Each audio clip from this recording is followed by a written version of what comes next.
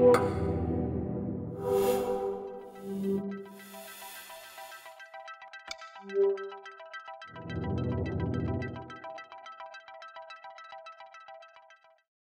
everyone, I'm Raquel Viejo and I'm a neuroscientist. Did you even know that we have neuroscientists? There are 3 of us here, in fact, and we make up the Cognitive Neuro Lab within the Health Sciences Studies. Let me tell you about our work with a question. How many of you have ever been on a diet? Raise your hands, please. Okay, some. And how many know someone who is on a diet? Okay, great. There are a lot of people who try to lose weight. And the most important reason for doing so is health. Because being overweight puts you at risk. First of all, at risk of suffering obesity. And associated with that, at risk of suffering pretty serious conditions such as heart disease, stroke, diabetes, or depression, for example. But we all know more or less the theory, right? Eat the apple, not the cake. Then why did so many people raise their hands? Well, it's because picking the apple is a hard decision. You need willpower, or as we neuroscientists call it, cognitive control. And here is where neuroscience can help, by improving cognitive control. But how can we do that? Well, we can stimulate the brain non-invasively. Non-invasive brain stimulation, as you can guess from its name, is a non-invasive technique, which is very good, especially for patients, because it's painless and you don't have to open the skull to modulate brain activity. As you might remember from school, the brain works with electrical currents, and we can modify these currents from the outside using 2 different tools, based on magnetic or electric fields. In our lab, we typically use magnetic stimulation to study brain function, but for treating obesity, we chose electrical stimulation, because it's more portable, it's cheaper, and it's easier to apply. The device we are using is this one. It's quite light and it's easy to use. But importantly, it's very powerful at the same time. It is connected to these 2 electrodes that we just put on the head and deliver the current. And that's it. It will flow from the anode to the cathode. But to be effective with this technique, we need to know where to put the electrodes. To figure this out, we look at neuroimaging studies that show which areas in the brain behave differently in people with obesity. And one of these areas is, in fact, the one in charge of cognitive control. This area is the dorsolateral prefrontal cortex, which is located here in our forehead, here. And what happens in people with obesity is that when they eat, this area, when they see food, actually, this area that must be very active to resist the temptations turns to be less active. So what we can do with our electrodes is to increase this activity, and that's it. Actually, some research groups have already tried this, and it works. After stimulating this area, people had less food craving and less caloric intake. But the novel approach of our group is that we are trying to modify not only the activity in cognitive control areas, but also the activity in areas related to satiety. One of these areas is the hypothalamus. The hypothalamus is right here in the middle of the brain, and when we eat, this area becomes less active. But in people with obesity, this activity decrease is slower. So it makes sense to try to speed up this decrease, right? But wait, we have a problem. The hypothalamus is here, and as I said at the beginning, our technique is non-invasive. So how can we stimulate this area from the outside? Well, we can look for areas that are connected to it. And one of these areas is the cerebellum, which is located here. And it also is involved in controlling hunger. So the novel approach of our group is that we are stimulating multiple sites in the brain at once to try to achieve a more consistent response. Okay, great. Now you know how we design our study, and all we have to do now is to try it, right? Well, it turns out that we already did. We conducted a pilot study a few months ago with 8 patients, and our results show that we were able indeed to modulate food craving, but surprisingly in the opposite way that we wanted. The good thing about that is that we learned 3 things that will help us, that we can modify to help us move towards the results we want. First, we need to measure how impulsive the patient is, so we can understand the relationship between their impulsivity and the treatment outcomes. Second, that we should include a wider range of patients.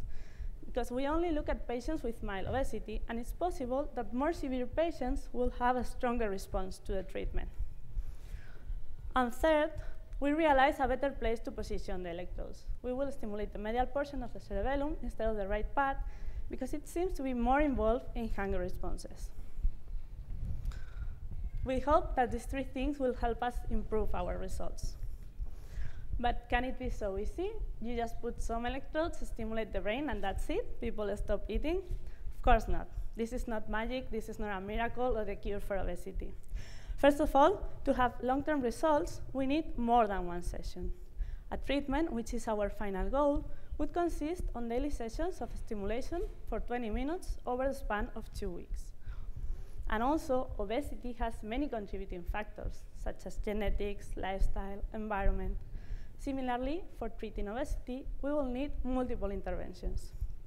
And ours, combined with diet and physical exercise, can make the difference and determine whether a treatment is effective, because now 80% of the treatments fail. Another highly impactful aspect of our approach is that it's easily scalable.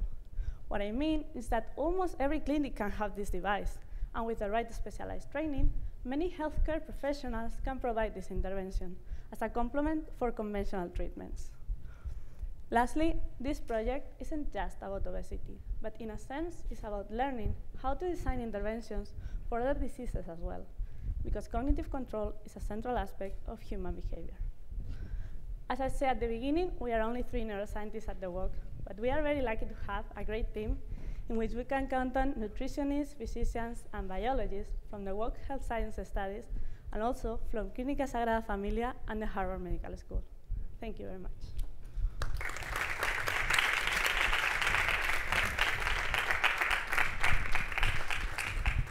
So thank you, Raquel. It's nice questions. Comment, someone that want to buy the device? No? Okay. I have one question, because this is a big problem, because, I mean, half of the population is overweight. So it's more normal to be overweight than to be lean, right? Yeah.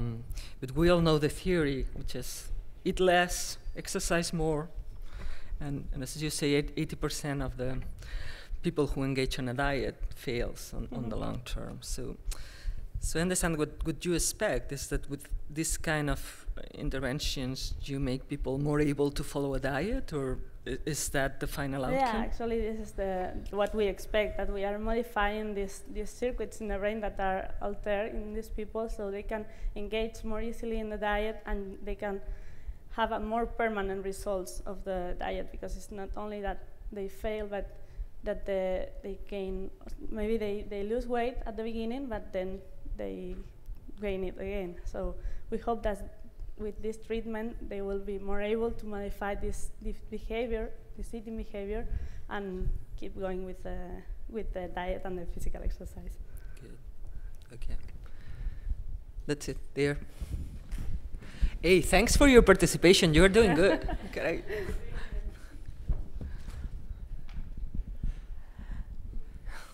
Thank you for your talk.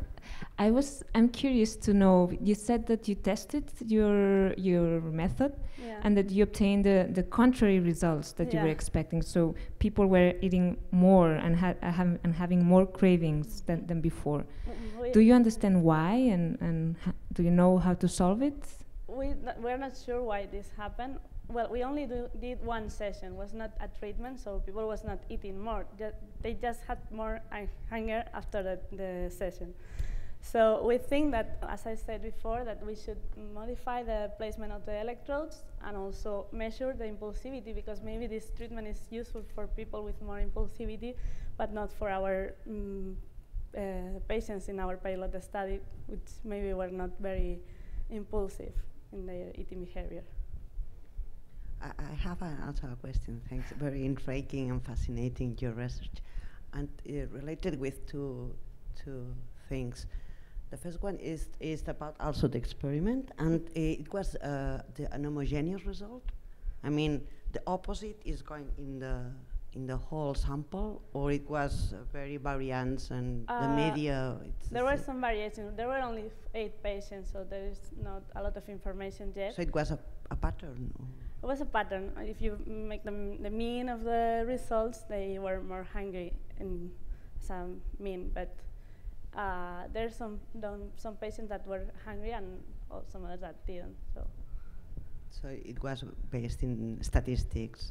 Yeah, it's a statistical results. Thanks. It's just very intriguing for me as a qualitative scientist that to try to reduce a problem of diet to mind control, no? And try to reduce mind control to an operation of just putting 2 electrodes in the brain. It remembers me the experimentations of the first in the century, no?